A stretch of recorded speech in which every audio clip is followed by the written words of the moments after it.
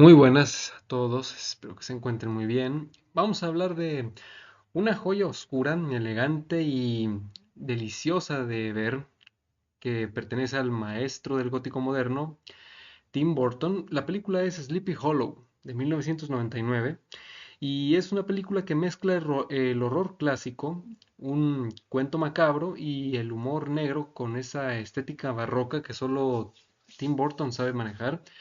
La película está basada en el relato del mismo nombre de Washington Irving, La leyenda del jinete sin cabeza, y esta versión lleva el mito a un nivel de terror visual que haría sonreír al mismísimo Edgar Allan Poe, en serio, porque de verdad es una delicia de ver cómo está compuesta esta película. Eh, la historia, bueno, es un clásico, ya muchos seguramente la conocen, pero aquí hicieron un pequeño una reinvención, por así decirlo. El detective Ichabod Crane, interpretado por Johnny Depp, es enviado desde Nueva York al pequeño pueblo de Sleepy Hollow para investigar una serie de asesinatos en los que las víctimas aparecen, bueno, descabezadas, ¿no? Lo que Crane no espera es encontrarse con un espíritu vengativo armado con una espada y una fijación poco saludable por las decapitaciones, ¿no? Em, Entre sueños, secretos familiares y apariciones espectrales, el detective racionalista pues tiene que enfrentarse a algo que va más allá de la ciencia, ¿no? Ya estamos bueno, la película está ambientada en finales del siglo XVIII, ya está comenzando, bueno, están a las puertas del siglo XIX. La ambientación está muy, muy buena, la película, tanto la creación del pueblito, este, a mí me encanta cómo se ve el pueblo de Sleepy Hollow. Es un pueblo que a mí me gusta bastante cómo se ve la estética. Me gustaría mucho vivir ahí. Em, Como les digo, se estrenó en 1999 y fue una producción muy ambiciosa de Paramount con un presupuesto de unos 100 millones de dólares. Pero Burton se inspiró en el cine de terror de los años 50 y los 60, especialmente en los clásicos de la Hammer Films, para crear una atmósfera de niebla, bosques retorcidos y sangre de un rojo gloriosamente artificial. Eh, Ganó el premio Oscar a Mejor Dirección de Arte y su estética influyó en todo el cine gótico posterior. De hecho, eh, hay un, hay un pequeño un cortometraje animado de La leyenda del jinete sin cabeza, que está narrado por Tintán, un famoso comediante de aquí de México, y algunos detalles de ese cortometraje están, bueno, los tomaron prestados para la película y no es casualidad porque incluso el mismo Tim Burton trabajó una temporada en Disney y pequeños detallitos de ese cortometraje fueron usados en varias tomas, ¿no? Entonces sirven como pequeños easter eggs, ¿no? Johnny Depp, bueno, pues él de plano es el que se roba toda la película, hablando en un momento de las actuaciones, porque yo en realidad creo que este es uno de sus mejores papeles. No digo que es el mejor, pero sí que se entregó bastante en esta película. Lo hizo bastante, bastante bien. Porque aparte, según tengo entendido, para la producción se tenía pensado que Johnny Depp se pusiera prótesis.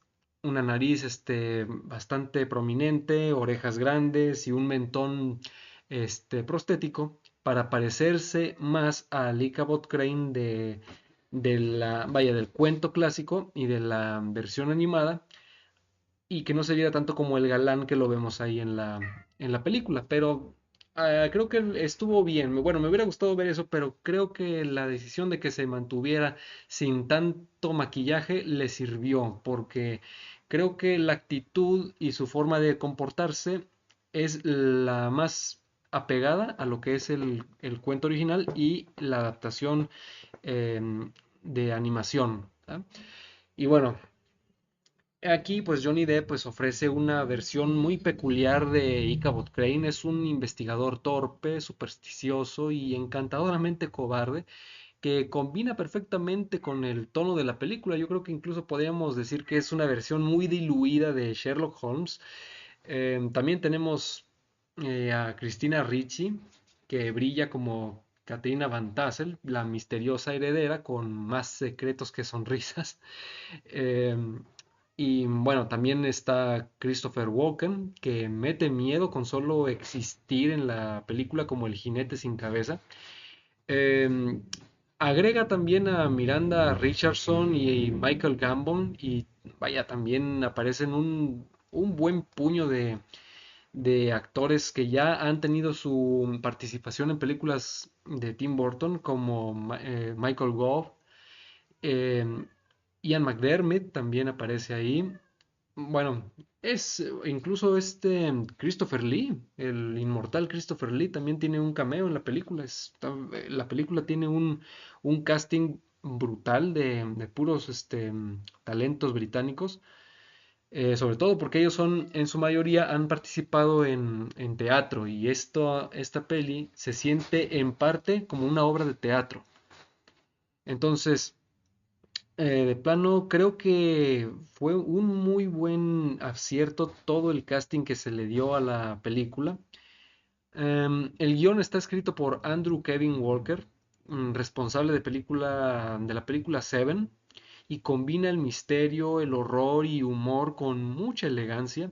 Claro, hay momentos en los que la historia se vuelve un enredo de linajes familiares, brujas, fantasmas, flashbacks, vaya, que harían sudar al mismísimo Sherlock Holmes, ¿por qué no decirlo? ¿No? Es que, o sea, le dieron un poco más de contexto a la historia clásica para que todo esto pareciera un dramón, para saber qué familias están emparentadas con quién es enemigo de quién quiere tener, etcétera, etcétera, etcétera. Entonces está muy bien, per- no perjudica la película, pero puede resultar un poquito lioso. Em, pero se le perdona, ese es parte del encanto burtoniano, ¿no? El jinete sin cabeza podría tener mejor orientación geográfica, pero bueno, cuando no tienes cabeza es difícil seguir el mapa. No es algo, no es algo que de plano te pude, pero les digo, nada más es por si acaso esperaban tener sustos a tutiplén. No, no los hay. Esto es más una historia de fantasmas, eh, con un drama, un poquito de drama por ahí.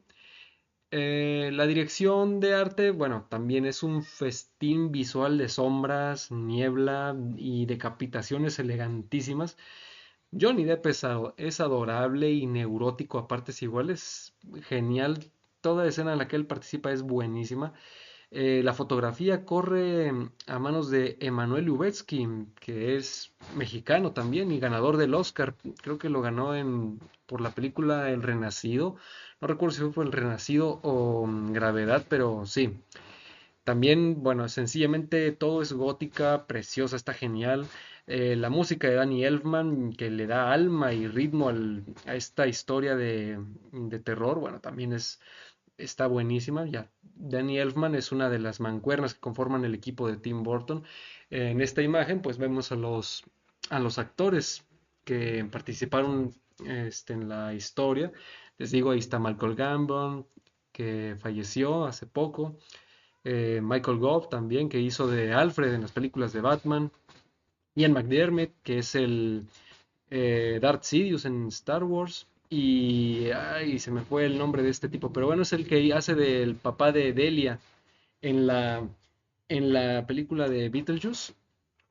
Y también el más gordito es el que es el papá de. No, no, no, es el tío de Harry Potter, el de los Dursley. Se me fueron sus nombres, pero bueno. Es todo un grupo de actores buenísimos, todos muy talentosos.